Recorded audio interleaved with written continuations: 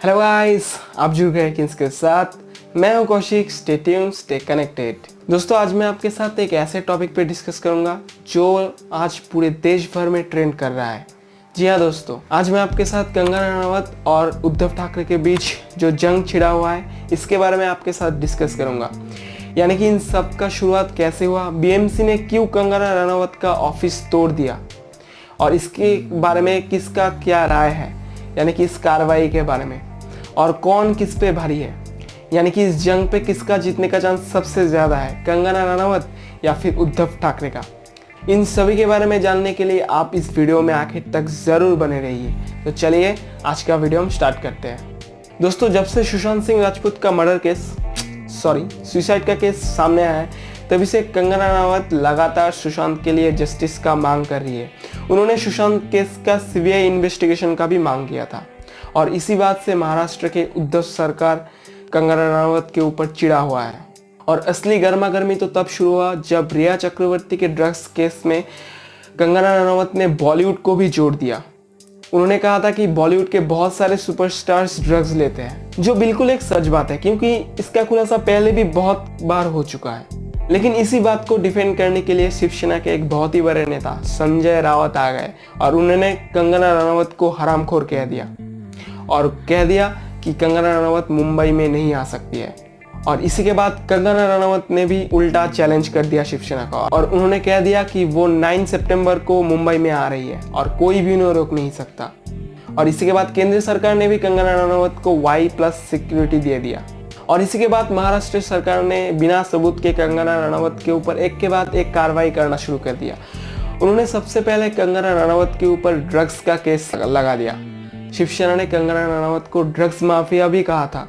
और उसके बाद 8 सितंबर को कंगना रनावत के ऑफिस के बाहर बीएमसी ने एक नोटिस लगा दिया और उन्होंने कहा था कि कंगना रनावत का ऑफिस अवैध तरीके से निर्माण किया गया है।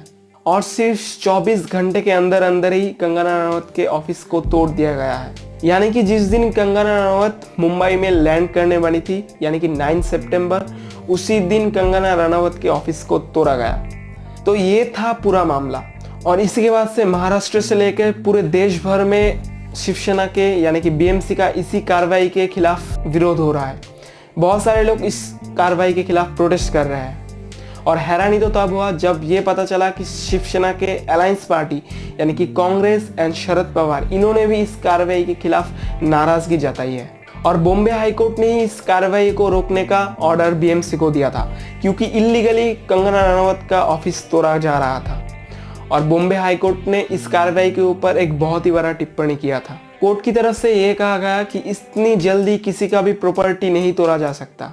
और कोर्ट ने और एक बात कहा था कि महाराष्ट्र सरकार ने बदला लेने की भावना से ये कार्रवाई किया है, जो सरासर एक बहुत ही बड़ा गलत बात है। ये बिल्कुल एक सच बात है क्योंकि रूल्स के मुताबिक कंगना के ऑफिस को तोड़ने से पहले कंगना को भी अपना पक्ष रखने का मौका दिया जाना चाहिए था। लेकिन यहाँ पे बीएमसी ने ये मौका कंगना को नहीं दिया और 24 घंटे के अंदर अंदर ही कंगना के ऑफिस को तोड़ दिया गया।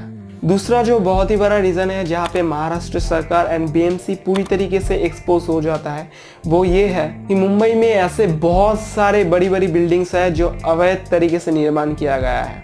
लेकिन सबसे दिलचस्प बात यह है कि खुद शिवसेना का ही बहुत सारे पार्टी ऑफिस अवैध तरीके से निर्माण किया गया है। ऐसे बहुत सारे उनके पार्टी ऑफिस है, लेकिन इनके खिलाफ कभी भी कार्रवाई नहीं होगा।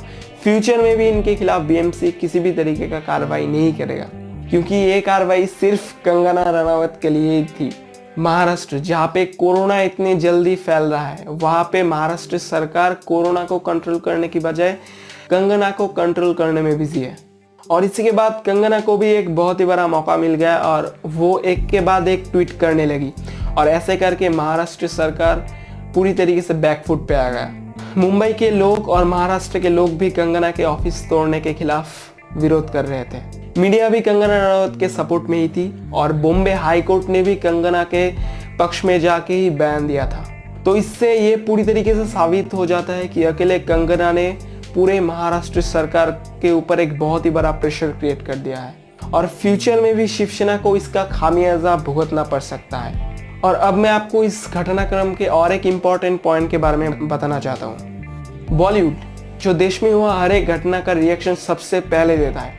बॉलीवुड के सभी एक्टर एंड एक्ट्रेस, सुपरस्टार सबसे पहले किसी भी घटना का पोस्ट शेयर करते हैं, उस घटना का वीडियो शेयर कर देते हैं। लेकिन कंगना के केस में कंगना के सपोर्ट में कोई भी बड़ा सुपरस्टार खड़ा नहीं हुआ, उनके लिए कोई भी स्टार एक पोस्ट भी नहीं किया, जबकि पूरे देश भर के बहुत सारे लोग कंगना के सपोर्ट में हैं। और इसके बाद से पूरे देश भर के सामने बॉलीवुड का असली चेहरा सामने आएगा, बॉलीवुड का असली रुख सभी को समझ में आ गया, यानी कि एक तरीके से बॉलीवुड भी आखिर में एक्सपोज हो गया। तो दोस्तों ये था पूरा घटनाक्रम। मैं उम्मीद करता हूँ कि इस वीडियो को देखने के बाद आप शॉर्ट में इस पूरे घटनाक्रम को बहुत ही अच्छी तरीके से समझ गए होंगे। और अगर आपको ये वीडियो अच्छा लगा so please subscribe our channel and like, share and comment करना मत भूलिएगा। जय हिंद दोस्तों।